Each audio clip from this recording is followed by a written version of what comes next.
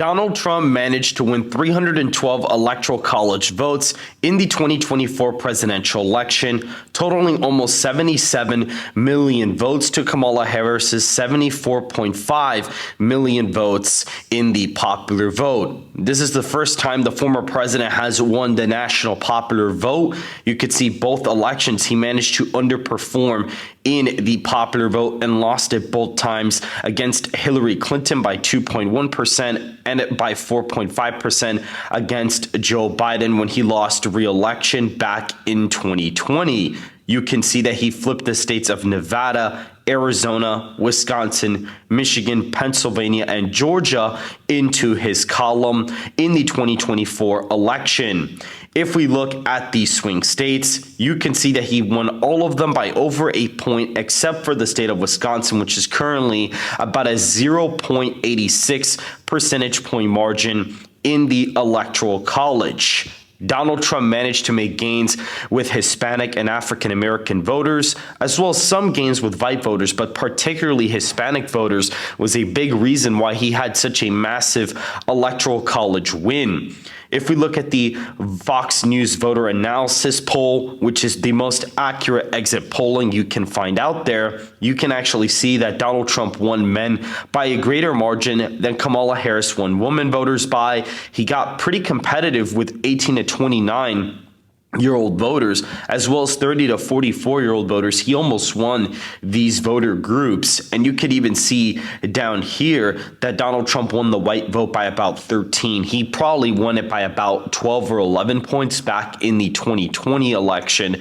And you could see the electorate was about 75% white, and that's where you get that really big landslide victory that he got on November 5th. If we keep going down here, we can actually see that voters with no college degree broke for Trump by 13. Harris ended up winning that group by 13, but there was 10% more non-college degree voters than there were college degree voters, which definitely helped Trump at the end of the day. We can also see voters that are basically 18 to 44, which are black voters. They voted for Donald Trump with 22% of the vote. So definitely a huge development. Hispanics also voted for Trump within the 40s range, which is also extremely impressive. We can even see here that he won 16% of the black vote, which is also very impressive. Got 43% of Hispanics, where he made huge gains with compared to the last election. He only won 9% of the black vote in 2020, and now he's winning 16%, a pretty big improvement, almost doubled his support with that group. And with Hispanics, he was like in the mid-30s. Joe Biden was like in the low 60s. Now it's gotten a lot closer since then, only a 12-point win for Kamala Harris with that group as well. And you could see all the way down here, if we actually look at this voter analysis poll even more, you saw the electorate, more Republicans turned out than Democrats, despite more Republicans crossing over to vote for Kamala Harris. A lot of those are coming out of places like Virginia, Georgia, North Carolina, New Mexico, Colorado. Those are kind of the places where you're getting that major Republican to Kamala Harris crossover for. But you did see some Democrats actually crossed over for Trump. A lot of them more than likely would have been in Illinois, New York, New Jersey, some parts in the Rust Belt and whatnot. If we keep scrolling down here, we can actually see that the electorate was about 36% MAGA, where Donald Trump basically won pretty much all of that group. You saw not a MAGA Republican was about 21% of that electorate ended up going to Kamala Harris, albeit it was a pretty small size of the electorate. We can see here Kamala Harris won moderate voters, but Donald Trump ended up getting a decent amount of conservative voters, and there were a lot more of those than there were liberal or moderate voters. And so that definitely ended up helping as well. Harris ended up winning suburban areas by a tiny bit and actually still lost to rural areas pretty badly. But the split between urban and rural was actually pretty even, but there was a lot more rural and suburban voters in this cycle than there even were urban voters. So the turnout on the urban side was actually pretty low. You could see Catholics broke to Trump by 11 points, a massive win for him, which actually helped him out in the Northeast. There are a lot of Catholics in Pennsylvania, New York, New Jersey, Connecticut, etc. And so that really helped him out in that part of the country. You also see Protestant voters. He won pretty easily, and even won Mormon voters by a pretty decent amount. That probably saved him the state of Utah. And you could see other Christian ended up being a pretty easy win. Jewish voters broke to Harris by a bit. Muslims broke to her by a decent amount, only 1% of the electorate, though. Something else, 7%, and the none, which is atheism, broke to Harris by the most out of any of these groups, which makes a lot of sense. We can keep going down over here and actually see people that have a gun in the house broke for Donald Trump by a lot. No gun in the house broke for Harris by 20 points. So again, another interesting distinction, but Trump won the gun in household category by a much bigger margin than Harris won the no gun in household category. You can see voters that essentially were veterans or voters that had veterans in the household broke to Trump by pretty massive numbers. And you could see the non-veteran electorate, 75% of the electorate was Democrat +2. So veterans basically won Donald Trump. The national popular voter, veteran families ended up breaking to Donald Trump by a pretty big amount.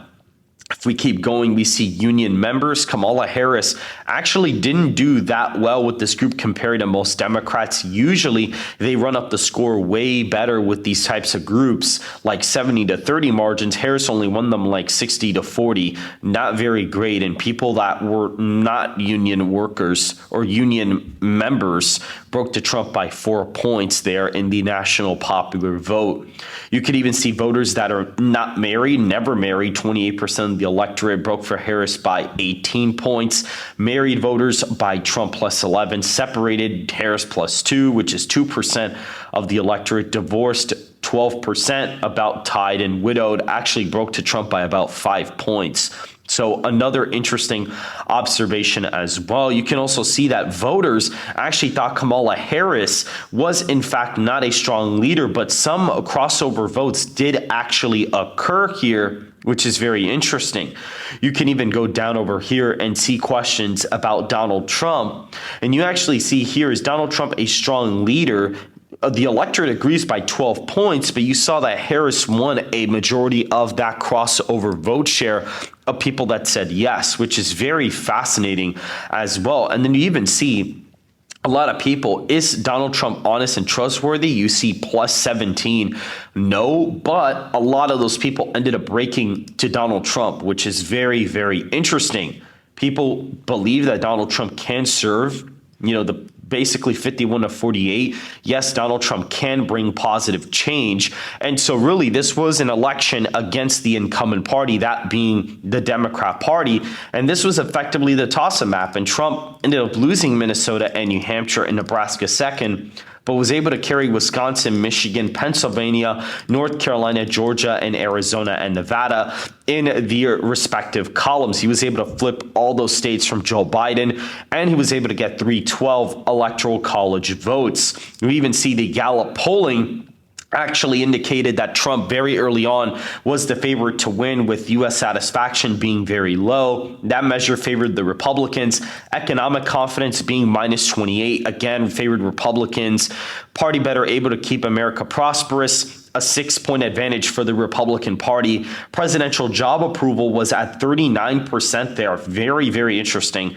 So we see everything basically favored the Republican Party in the Gallup polling. Even the party identification leaning was actually pretty solid as well. And we see right here that this was the first time that adults basically identified as more Republican than Democrat in the entirety of this survey's existence. Very, very interesting. The party of the Republicans won on economy and immigration as the most important issues. Again, also very predictive on who wins the White House. And we saw, like in Texas, for example, those Hispanic voters and the Southern voter basically made this a completely safe Republican state, almost a 14-point win for Donald Trump. You saw all these border counties at the bottom used to be all Democrat counties, back in the 2000s. If we actually went over here and looked at some of the past elections, if we were to go to 2000, you'd see all these counties are just deep Democrat. The city areas used to be significantly more Republican,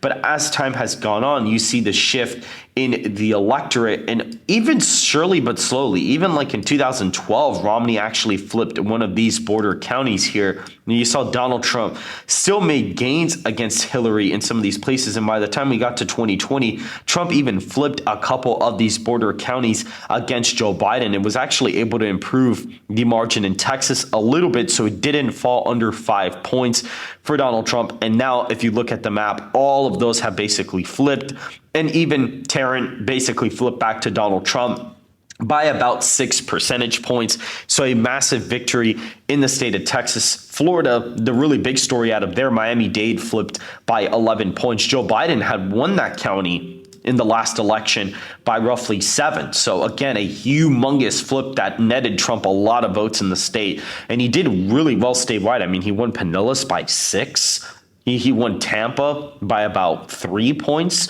Orlando only a 13-point loss. Seminole County about a 4-point win, give or take there, 3 points. Osceola County, the only like majority Puerto Rican county in the entire country, actually ended up going to Donald Trump despite the Tony Hinchcliffe joke at the Madison Square Garden rally. We also see in Georgia, Donald Trump improved massively in the rural areas despite losing ground in some of these suburban areas in Atlanta, which have become more African American. And so because of his rural improvements, he was able to narrowly eke out a win against Kamala Harris in Georgia. Definitely some warning signs for 2028 in the state of Georgia. Donald Trump was able to win the state of North Carolina by 4 points, give or take, by making improvements in some rural areas and some suburban areas in the eastern part of the state, while losing some ground in the western part due to Hurricane Helene. Definitely hurt him in the state of North Carolina. But we can see here Donald Trump actually made gains in some of these blue counties in the northern eastern part of the state. Looking back at Arizona, Donald Trump, the story here, Maricopa County, he won the county by 3.5. He actually did better here than what he did in 2016. So he was able to massively make gains in a place like Arizona. He actually ended up winning the state by like 5 points. So really that 2020 victory for Joe Biden was kind of a fluke in the state, if you really think about it. It was a humongous fluke. And you actually saw Biden win the county by 2 there. Donald Trump won the county by 3, and now it's a 5-point race. So very interesting how the shift equated to the margin of victory in the state of Arizona. If we look at the state of Nevada, Donald Trump didn't flip Washoe or Clark, but he got very close in these counties. Way closer than expected, and that was actually able to give Donald Trump the victory in the state of Nevada, and he basically held on to all of the other red counties from the last election. If we look at the Rust Belt states, Wisconsin, he was able to make some gains in the western part of Wisconsin while losing some ground in the WOW counties, which are becoming more credentialed. So we now see Donald Trump was able to make enough improvements with white working class rural voters to narrowly win the state of Wisconsin back from Joe Biden. Michigan, Detroit was the major story. That county shifted about 9 points to the right, the most right shifting county out of any county in Michigan. And he was able to make gains in some of these rural areas in the state of Michigan as well. And for the last state, the state of Pennsylvania, Donald Trump was able to make gains in the eastern part of the state where Joe Biden had massively improved from the 2020 presidential election. Donald Trump actually managed to make gains with Catholics where Joe Biden made gains in the eastern part, and that actually really helped him out. And he even came within 3 points of flipping Lackawanna County into his column. And so that is it for this video, guys. This is why Donald Trump won the 2024 presidential election. A diverse coalition of white, Hispanic, and African American voters, as well as Asian voters, basically carried him across the finish line in the Electoral College for this year. And make sure to hit the like button and to subscribe if you want more content just like this. And I will see you guys in the next video. If you enjoyed this clip from the podcast, hit the like button and subscribe for more content just like this.